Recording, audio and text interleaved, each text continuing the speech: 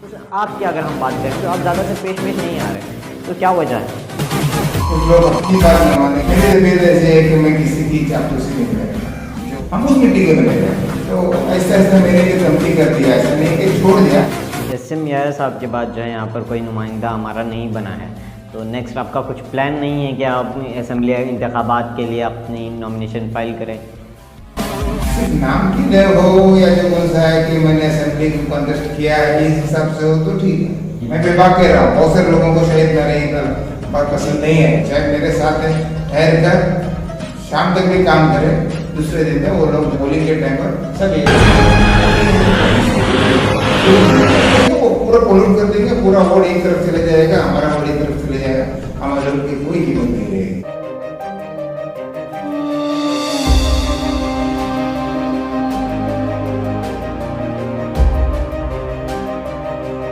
अस्सलामुअलैकुम वरहमतुल्लाहि वबरकातुहू। मैं हूं आपके साथ मशाइख तालिश और आप देख रहे हैं पेंसिल स्क्राइब का ख़ास प्रोग्राम आपकी शख्सियत को सलाम। तो इस प्रोग्राम में एक काफ़ी अरसे बाद आपके रूबरू हूं एक नई शख्सियत को लेकर। शख्सियत तो नहीं है, लेकिन यहाँ के भटकल के समाजी और सियासी हालात में जो है यहाँ के बहुत ही एक्टिव रहे हैं, और कुछ लोगों की बड़े अरसे से एक शिकायत रही है कि वो चुप गए हैं और ज़्यादातर पेश आकर नहीं काम कर रहे हैं। इन तमाम सवालात को लेकर हम उनकी खिदमत में आज हाजिर हैं।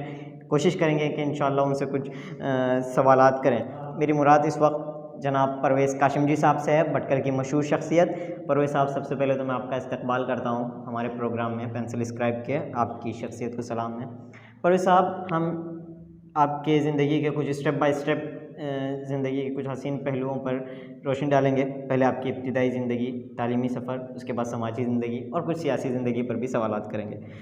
तो कुछ मीठे सवाल भी हैं, कुछ कड़वे सवाल भी हैं और कुछ नमकीन सवाल भी हैं। उम्मीद है कि इंशाअल्लाह आप हमारे सवाल का जवाब देंगे। परवेज़ साहब, पहले मैं आपसे जानना चाहूँगा कि आपकी इब्तिदाई तालीमी सफ़र का आगाज़ कहाँ से हुआ? इब्तिदाई ज़िंदगी के कुछ हसीन मोड़ या तल्ख़ मोड़ जो आप हमारे नाज़रीन तक पेश कर सकते हैं। इब्तिदाई तालीम मेरी अंजुमन से हुई। मैट्रिक तक मैंने यहाँ तालीम हासिल की और इसके बाद बेंगलुरु चले गया, बेंगलुरु में भी तालीम हासिल की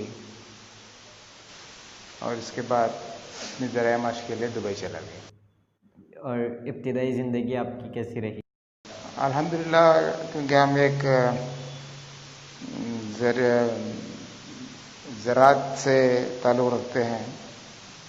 हमारे वालिदैन भी, ख़ासकर वालिद साहब और हमारे दादा सब ज़मींदार हैं, तो इस हिसाब से ज़मीन का काम भी हम बहुत सारा देखते थे। फिर नए कानून के तहत हम एक काम छोड़कर दुबई चला गया, वहाँ पे अपना पहले नौकरी किया, फिर अपना बिजनेस भी डाला और उसके बाद 91-92 में इंडिया सेटल हो गया और 93-94 से सामाजिक खिदमत कर रहा हूँ, जो आज तक चल रहा है। जी, परवेज़ साहब, अगर हम आपकी ज़िंदगी के कुछ रोशनी डालते हैं तो पता चलता है कि आप भटकल के एक अच्छे और बेबाक सोशल वर्कर की हैसियत से जाने जाते रहे हैं। तो मैं जानना चाहूँगा कि आपको ये सोशल वर्क करने का मतलब शौक़ कहाँ से पैदा हुआ? कौम मिलत की काम करने का और आगे आकर पेश होकर काम करने का शौक़ कहाँ से पैदा हुआ? शौक़ तो मुझे पहले से ही था। मैं पहले छोटे मोटे अफसाने लिखता था, नक्श-ए-नाविद में लिखता था, खातून मुशरिक और दीगर रिसालों में भी लिखता था। फिर आहिस्ता आहिस्ता मुझे समाजी काम करने का भी शौक़ हुआ और जब हिंदुस्तान सेटल हो गया, अपने मुल्क भटकल सेटल हो गया, तो यहाँ महसूस किया कि कुछ नौजवानों की ज़रूरत है जो समाजी फील्ड में आकर कुछ काम कर सके। और उसके बाद जैसे कि शायद आप नहीं, आपके वालिद और दूसरे लोग जानते होंगे, यहाँ के हालात इतने ख़राब हो गए कि समाजी काम करना बहुत ज़रूरी हो गया। तो 93-94 के बाद में मैंने अपना ज़्यादातर वक्त समाजी काम, जिससे हमारे आवाम को, हमारे लोगों को फ़ायदा पहुँचे, इसमें डूब गया और मैक्सिमम काम जो कौन सा है किया। फिर सियासी पार्टी से भी रब्त कायम करते हुए एक सियासी पार्टी भी ज्वाइन की और आज मैं उस सियासी पार्टी का कर्नाटक प्रदेश कांग्रेस कमेटी का एग्जीक्यूटिव मेंबर भी हूँ पिछले 8-9 साल से। और अल्हम्दुलिल्लाह आज भी मुझ में वही जज्बा है कि समाजी काम कर सकूं सियासी भी कुछ हद तक इन्फ्लुएंस करके अपने लोगों को, अपने भाई बहनों का, अपने गांव वालों का कुछ भला कर सकूं। जी, परवेज़ साहब, आप लीडरशिप की फील्ड में जब आए काम करने के, और 90 अब जैसा कि आपने कहा 94 और मिड 90s के दौर में अगर हम देखते हैं भटकल के हालात जो है हम पढ़ते हैं, सुनते हैं, तो बहुत ही टेंस और ज़्यादा सेंसिटिव हो गया था शहर। तो उन हालात में इदारे की क़यादत जो है, नौजवान एक स्ट्रॉन्ग टीम बनी। उस दौरान सैयद मोहिउद्दीन बरमावर साहब हों, चाहे वो याह्या दामोदी साहब हों, या आप हों, चाहे वो डॉक्टर शबाब साहब हों, इन तमाम को अगर हम देखते हैं तो तमाम लोगों ने जो है दूरी अख्तियार कर लिया। कम अज़ कम अगर हम देखते हैं तो लोगों की कुछ शिकायत रही कि अगर ये लोग अब होते तो काफ़ी सारे मसाइल आने से पहले ही हल हो जाते हैं। हम तो वो दौर देखा नहीं है आपकी लीडरशिप, लेकिन आज भी लोग कहीं ना कहीं इसका जिक्र करते हैं। तो मैं जानना चाहूँगा कि लोग ये बात भी कहते हैं कि अगर वो टीम इस वक्त मौजूद होती तो उस पोस्ट पर होती तो ही काम बन सकता था, अगर बिखर के रहते तो नामुमकिन है मसाइल का हल होना। तो आप क्या वजह रखते हैं कि इन लोगों ने दूरी क्यों इख्तियार कर ली? उस आप क्या, अगर हम बात करें तो आप ज़्यादातर पेश नहीं आ रहे, तो क्या वजह है? जैसे कि आप जानते हैं भटकल के हालात, यहाँ पर काम करने का जज्बे के साथ साथ आवाम का साथ भी बहुत ज़रूरी है, जिसका आपने अभी जिक्र किया और नाम लिया। ये सब हमारे साथ काम कर चुके हैं और बहुत ही दूरअंदेशी से काम करते थे। हम सोच समझ कर, राय मशवरा करके, मैं भी उसी टीम का एक हिस्सा रह चुका हूँ काफ़ी अरसे तक, और आज भी हूँ, ऐसा नहीं कि नहीं हूँ, आज भी हूँ, उनसे राय मशवरा करता हूँ। अच्छी टीम थी, कोई भी मसला सामने आए तो हम उसको बैठ के गौर करते थे, और जहाँ भी जाना हो, चाहे वो जुडिशियल हो, एग्जीक्यूटिव हो, या फिर लेजिस्लेचर, कोई मतलब पॉलिटिशियन मिलना हो, तो हम अपने तरीके से एक राय मशवरा करके एक मसलियतन जाके उनसे काम करवा लेते थे, जिसका असर काफ़ी हद तक अच्छा पड़ता था। और कुछ नेगेटिव होने से पहले हम उसको पॉजिटिव करने की कोशिश करते थे और हम कामयाब भी होते थे। मेरी तबीयत ऐसी है कि मैं किसी की चापलूसी नहीं करता, जो है सीधी बात करता हूँ, जो किसी को पसंद आए न आए, जो मैं सही समझता हूँ वो कह देता हूँ, शायद सामने वाला उसको गलत समझे। अगर गलत हो तो मुझे समझा सकता है कि आप गलत हैं, तो उसको मैं कबूल कर लूँगा अगर गलत हो तो। ऐसा नहीं है कि मैं 100% सही हूँ, लेकिन मेरी भी एक से है, मैं जो कहता हूँ सोच समझ कर कहता हूँ और करने की कोशिश करता हूँ, इंशाल्लाह ऐसे ही करते रहूँगा। ये मेरा काम करने का स्टाइल है। जैसे आपने 4-5 नाम लिए, ये भी उसी दौर से गुजरे हुए हैं, इनका भी अपना अंदाज है। जैसे मैं कह रहा हूँ कि हम झुकने वाले नहीं हैं, हम जो बात को सामने लेके जाते हैं तो हम कन्विंस होके जाते हैं और सामने वालों को कन्विंस करते हैं कि ये आप गलत कर रहे हैं, ये सही है। अगर हम गलत है तो आप मुझे समझाओ कि हम कहाँ गलत हैं, हमारे हिसाब से हम सही हैं। हम गलत है तो आप हमको बता दो कि हम कहाँ गलत हैं, हम अपना करेक्शन कर लेंगे। तो सामने वालों के पास जवाब नहीं रहता है तो उनको हमारी बात माननी पड़ती है, हम उस मिट्टी के बने हुए हैं। तो इस हिसाब से मैं पॉलिटिक्स में जो आपने नाम लिया, वो लोग भी हटते गए, मैं भी उसी मिट्टी में उनसे मिला हुआ हूँ। तो ऐसे ऐसे मैंने भी कमती कर दिया, ऐसा नहीं कि छोड़ दिया, कमती कर दिया। जो लोग शौक से आ रहे हैं, करना चाहते हैं, उनको करने दीजिए। हर आदमी का जज्बा होता है, हमारा भी टाइम था, हम भी करते थे। अभी नए लड़के या नए लोग आके वो करना चाहते हैं, उनका जज्बात है, वो भी करने दो, हम देखेंगे। अगर उनको कभी जरूरत पड़े, कभी फोन करे, तो मैं ऐसा नहीं कि नहीं गया या उनको राय मशवरा नहीं दिया। जब भी नई टीम, जैसे पहले की टीम ने मुझे बुलाया है, मैं गया हूँ, अपनी राय मशवरा उनको दिया हूँ। वो ले न ले और बात है, लेकिन जहाँ तक मैं समझता हूँ मैंने अपना काम निभाया है। जैसे कि पुरानी बात ही ताज़ा हो गई, तो 93 और 96 के बाद फिर कुछ फ़िरका परस्त तंजीमों ने जो है दोनों तबकों में एक जहर भरना शुरू कर दिया था। उस दौर में भी आपकी जो क़यादत, आपने जो टीम कही, ये टीम जो है गैर मुस्लिमों के साथ बड़ा अच्छा इनका ताल्लुक़ रहा है। तो मौजूदा दौर में आप मौजूदा क़यादत को, जो टीम काम कर रही है, उनको इस सिलसिले में क्या पैगाम देना चाह रहे हैं? उस टाइम पे जो माहौल था, आज का माहौल बहुत फर्क है। उस टाइम पे जो फिरकापरस्त थे, ओपन सामने आते थे, हमको बात करना, हमको सोचना अच्छा होता था। आजकल ऐसा नहीं, आज दीमक की तरह आ रहे हैं। आज के दौर में आपको मालूम ही नहीं पड़ेगा कौन क्या कर रहा है, उनको समझना बहुत मुश्किल है। उसको समझ के जाने के लिए, उनको समझ के काम करने के लिए हमको उनसे भी ज्यादा सोचना पड़ेगा, काम करना पड़ेगा। इसलिए नए नौजवान लोग जो कौन सा आज काम कर रहे हैं, मैं उनसे कहना चाहता हूं कि बहुत सोच समझ कर उनसे रब्त कायम करें और मोहब्बत से रहें। ये हिंदुस्तान सबका है, ये भटकल सबका है, तो मिलजुल कर रहे हैं, इसमें कोई दो राय नहीं है कि हमको मिलजुल कर रहना है। लेकिन बात को समझना बहुत बड़ी चीज है। आप समझना चाहिए कि आगे वाला क्या कहना चाहता है और क्या कह रहा है, और अपने तरीके से काम करना है। हमें उनसे लड़ना नहीं है, हमें उनसे नफरत करना नहीं है, हमें मोहब्बत से रहना है। लेकिन तरीक़ेकार जो कौन सा है उनका समझना चाहिए कि वो क्या करना चाहते हैं। इतनी सलाहियत तो हमें होनी चाहिए। तो उस हिसाब से हम अपना जो कौन सा है कैलकुलेशन करके काम कर सकते हैं। ये नौजवान जो कौन सा आज हमारे काम कर रहे हैं, इस बात पर गौर करते हुए अपना काम करेंगे तो इंशाल्लाह वो भी न्यू टीम जो आ रही है वो कामयाब हो सकती है। ये मेरा जाती राय है। परवेज़ साहब, आपकी सियासी ज़िंदगी पर भी आप कुछ नज़र डालने की कोशिश करेंगे। परवेज़ साहब, अगर हम देखते हैं तो मजलिस इस्लाह तंज़ीम के बाद हमारी नुमाइंदगी कहीं है तो म्यूनसिपाल्टी है। तो लोगों की शिकायत है कि वहाँ पर हमारी नुमाइंदगी सही तरीके से नहीं हो रही है, या वहाँ पर हमारी बात पुरजोर अंदाज में नहीं रखा जा रहा है। चाहे वो म्यूनसिपाल्टी दुकानों का ऑक्शन का मसला हो जो वाक़या पेश आया, उसके बाद हमारे अभी फ़िश मार्केट का जो बड़ा मसला बना हुआ है। इन तमाम मसलों का अगर हम देखें तो वहाँ पर लोगों की शिकायत है कि वहाँ पर नुमाइंदगी सही तरीके से नहीं। आप प्रैक्टिकली वहाँ पर हैं इस वक्त म्यूनसिपाल्टी में और वहाँ से करीब से आप देख रहे हैं, तो आप क्या महसूस कर रहे हैं? क्या नुमाइंदगी सही तरीके से हमारी नहीं हो रही है, या हर बार की तरह आवाम ही गलत है? ये जिम्मेदारी ज़्यादातर फिल वक्त तो हमारी काउंसिल बैठी नहीं है, एडमिनिस्ट्रेटर है जो असिस्टेंट कमिश्नर के अंडर रहता है, वो काम कर रहा है। लेकिन मेरा ऐसा मानना है कि म्यूनसिपैलिटी यहाँ भटकल की हमारी सियासत की पहली सीढ़ी है, यहाँ से होकर हम ऊपर जा सकते हैं।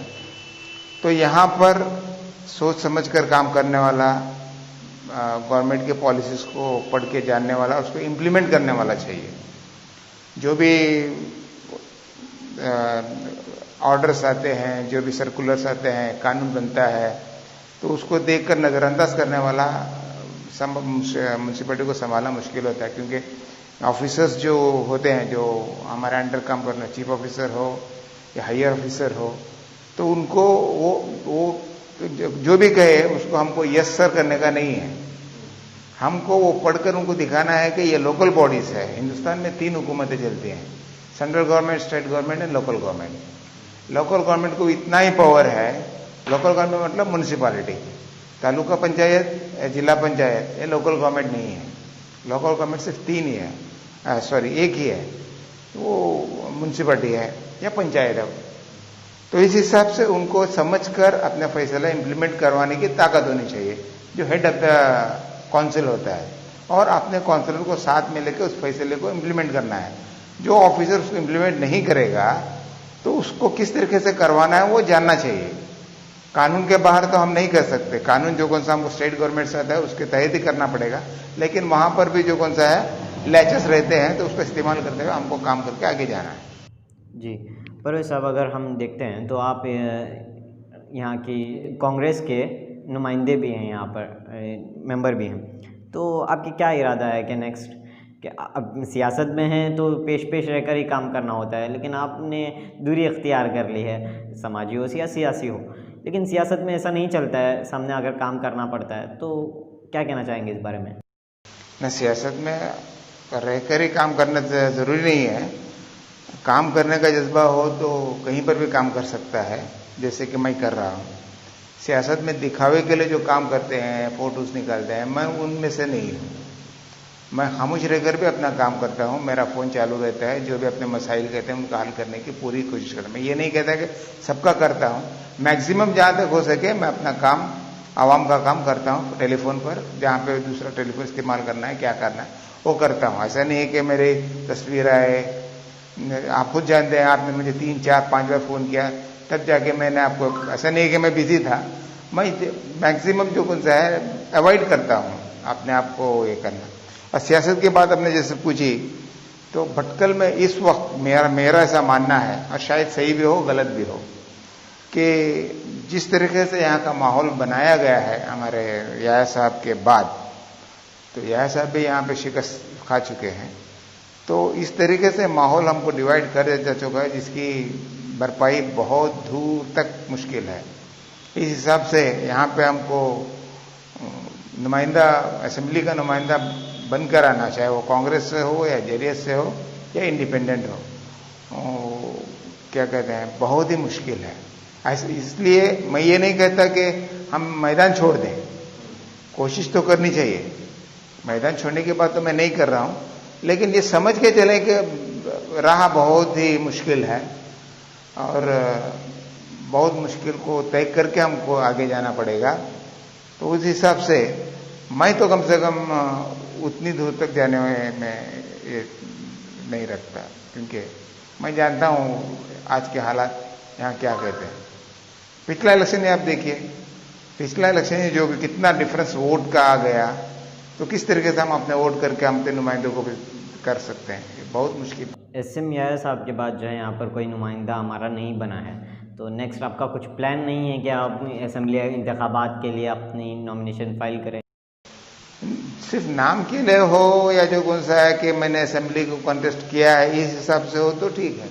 अगर जीतना है, करना है, तो यहाँ पे मैंने बताया बहुत ही मुश्किल बना रखे हैं, क्योंकि सब एक तरफ चले जाएंगे। आपका नाम आपके सामने कहेंगे, मैं बेबाक कह रहा हूँ, बहुत सारे लोगों को शायद मेरी बात पसंद नहीं है, ये मानता हूँ। बहुत सारे लोग इससे कहेंगे कि नहीं, इनका सोच सही नहीं है, लेकिन यहाँ पे ऐसा माहौल बनाया गया है कि रात तक आपको बताएंगे कि आपको ही वोट डालेंगे, आप ही आएंगे, कोई बात नहीं है, आपको पूरा चढ़ा देंगे ऊपर, और शाम होते होते आप घर घरों में कह देंगे कि आप चेम उसको डाल दें। चाहे मेरे साथ में ठहर कर शाम तक भी काम करें, दूसरे दिन में वो लोग जो कौन सा पोलिंग के टाइम पर सब एक हो जाएंगे। ये यहाँ की पॉलिसी, ग्रुपिज्म कर देंगे, वो पूरा पोल्यूट कर देंगे, पूरा वोट एक तरफ चले जाएगा, हमारा वोट एक तरफ चले जाएगा, हमारे वोट की कोई कीमत नहीं रहेगी।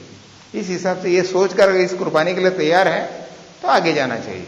मैं कम से कम उस चीज के लिए तैयार नहीं हूं कि अपना वक्त दे दूं, अपना पैसा दे दूं, और मैं कहीं पे जाकर डोनेशन लेकर वो करने में भी इंटरेस्ट नहीं रखता हूं। इस हिसाब से असेंबली इलेक्शन के लिए मैं अपने आप को तैयार नहीं समझता। तो आगे क्या, मतलब क्या लगता है कि आपको आगे क्या होगा इसके सियासी, अगर हम माहौल देखें भटकल का, क्या लगता है आपको? फिलहाल बहुत मुश्किल है, फिलहाल बहुत मुश्किल है। जो हालात यहाँ बनाए गए हैं, मेरा ख्याल से 90 के बाद आहिस्ता आहिस्ता की बहुत दूर की साजिश की हुई है, बहुत सोच समझ कर किया हुआ खेल है ये। तो हमको और हमारे गैर कौम के भाइयों को जो बंदे इतना बड़ा फासला करके दिखाए हैं कि वो हमको कबूल ही नहीं कर रहे हैं। हम जो लीडर्स के आपने बात की, हमने बहुत कोशिश की थी, हम ये सब, उसमें मैं भी शामिल था, उनके हमारे दूसरे भाइयों को जो गैर कौम के भाइयों को बिठा के एक बार आप करो, 2 बार आप करो, एक बार हमें छोड़ के दे दो।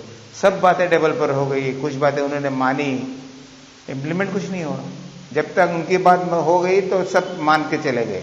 दूसरी बात जब बैठने की बात आई तो वो नहीं है अभी, वो तो रिटायर मतलब चले गए, आज दूसरी बॉडी बैठी हुई है। इस तरीके से बात करके निकल जाते हैं।